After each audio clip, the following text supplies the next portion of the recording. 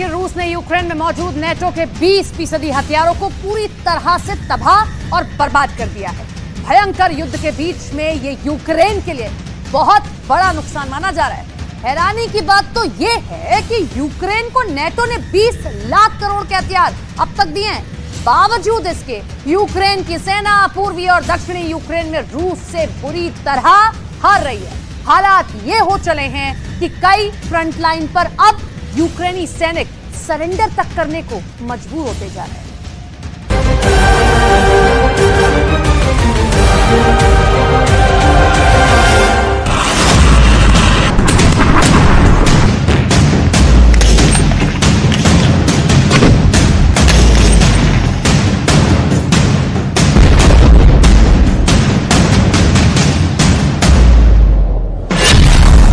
हफ्ते में यूक्रेन का सरेंडर।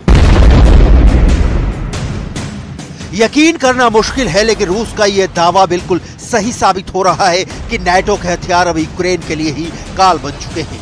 ज़ेलेंस्की को जब नाटो ने हथियार दिए थे, तब से यही दावा किया गया था कि 20 लाख करोड़ के हथियार यूक्रेन सेना को ऐसी जबरदस्त ताकत दे चुके हैं जो पुतिन की सेना महज 15 दिन में घुटने टेकने पर मजबूर कर देंगे।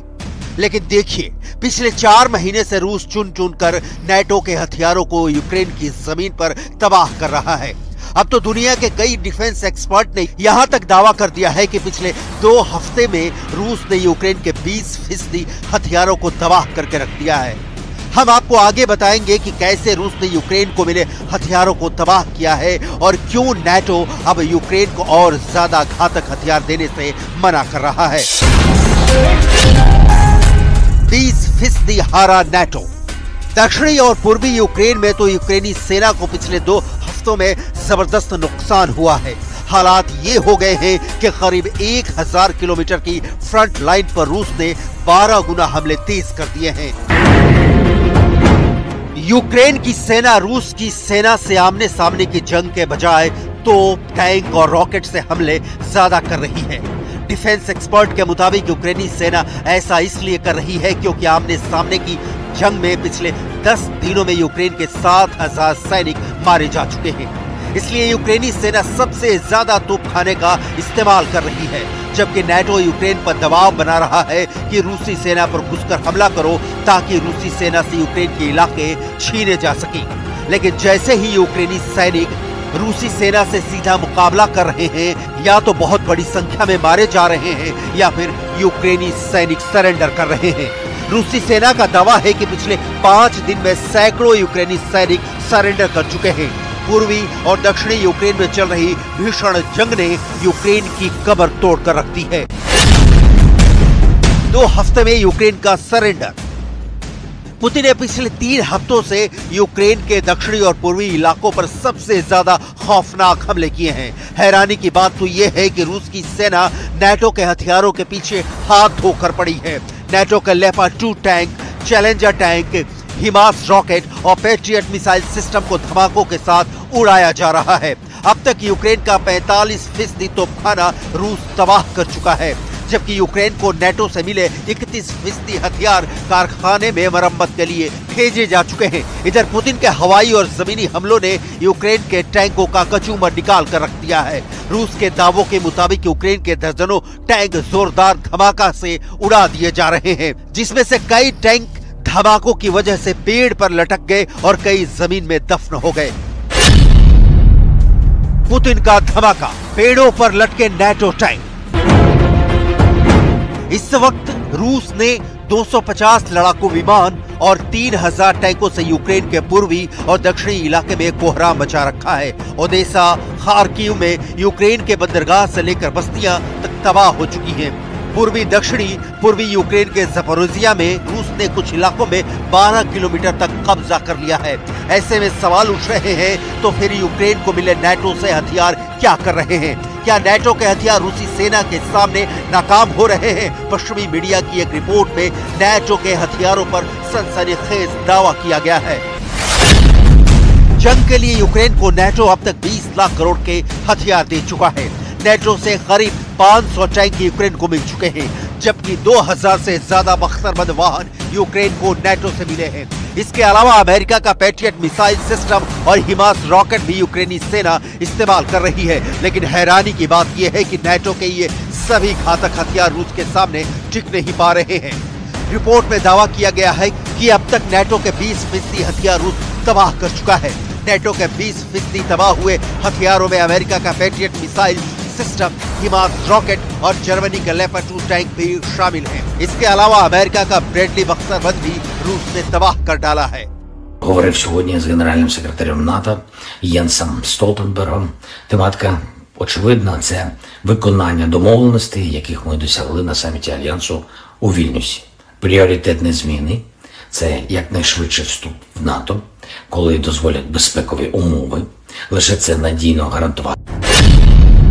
पुतिन का धमाका पेड़ों पर लटके नाटो टैंक।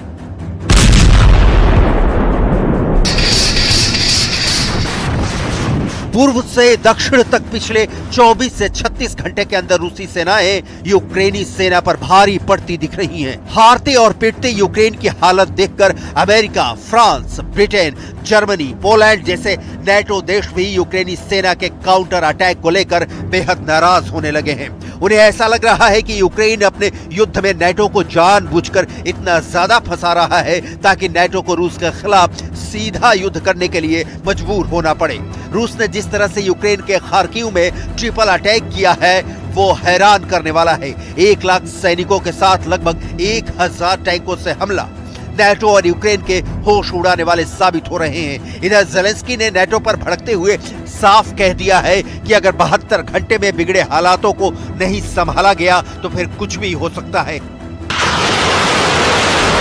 लेकिन रूसी सेना की तरफ से जो तस्वीरें जारी की गई हैं वो हैरान करने वाली हैं। रूस ने लोकेशन तो नहीं बताई है लेकिन दावा किया है कि यूक्रेनी सैनिक अपनी जान बचाने के लिए तेजी से सरेंडर कर रहे हैं। यूक्रेनी सैनिकों का सरेंडर। रूसी सेना ने यह नहीं बताया है कि पूर्वी और दक्षिणी यूक्रेन के किस इलाके में यूक्रेनी सैनिकों ने सरेंडर किया है, लेकिन दावा किया गया है कि 200 से ज्यादा यूक्रेनी सैनिकों ने पिछले 5 दिन में सरेंडर किया है। कुछ रिपोर्ट के मुताबिक यूक्रेनी सेना ने ज़पोरिजिया के ओरिखेव और रोबोटिन इलाके में सरेंडर किया है, लेकिन इसकी पुष्टि नहीं हो पाई है। दावा यह भी किया जा रहा है कि यूक्रेनी सैनिक इसलिए भी सरेंडर कर रहे हैं ताकि उनकी जान बच सके। अगर यूक्रेनी सैनिक वापस भागते हैं तो यूक्रेन के सैनिक ही उन्हें मार देंगे। इसीलिए यूक्रेनी सैनिक मरने की बजाय रूस की सेना के सामने सरेंडर करना बेहतर समझ रहे हैं।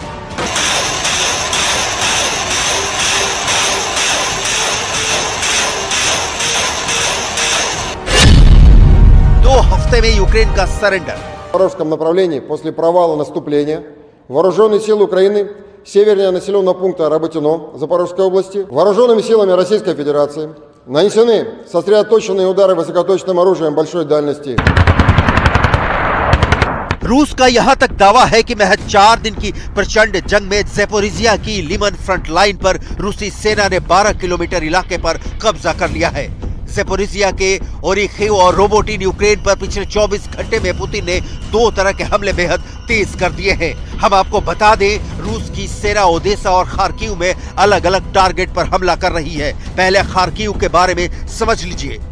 पुतिन की सेना 350 वर्ग किलोमीटर में फैले खार्किव इलाके पर 1 लाख सैनिक, 555 तोप, 370 MLRS और 900 टैंक से स्टॉर्म जेड हमले शुरू कर दिए हैं। आप इसी से अंदाजा लगा सकते हैं कि महज 48 घंटे के अंदर रूस ने खार्किव में 10% इलाके पर कंट्रोल करने का दावा किया है। 20% हारा नाटो। वहीं अगर यूक्रेन के ओदेसा की बात करें तो यहां पर पुतिन यूक्रेन को दाने दाने के लिए मोहताज कर रहे हैं। क्राइमिया पुल पर हुए हमले के बाद से रूस की सेना मिसाइल, रॉकेट और तोपखाने से यूक्रेन के अनाज भंडारों को चुन-चुन कर निशाना बना रही है।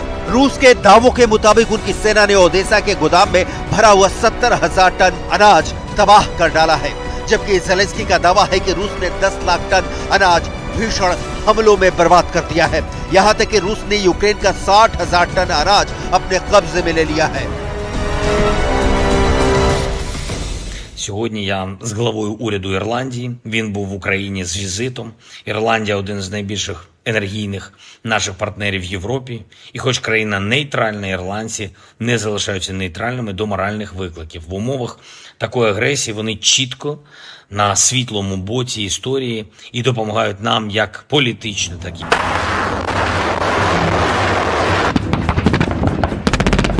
पूर्व से दक्षिण तक पिछले 24 से 36 घंटे के अंदर रूसी सेना यूक्रेन सेना पर भारी पड़ती दिख रही है। हारती और पिटती यूक्रेन की हालत देखकर नेटो के 20% हथियार रूस तबाह कर चुका है और यूक्रेन के सैनिक सरेंडर कर रहे हैं, तो फिर जेलेंस्की का यूक्रेन अब आगे क्या करेगा, ये एक बड़ा सवाल है।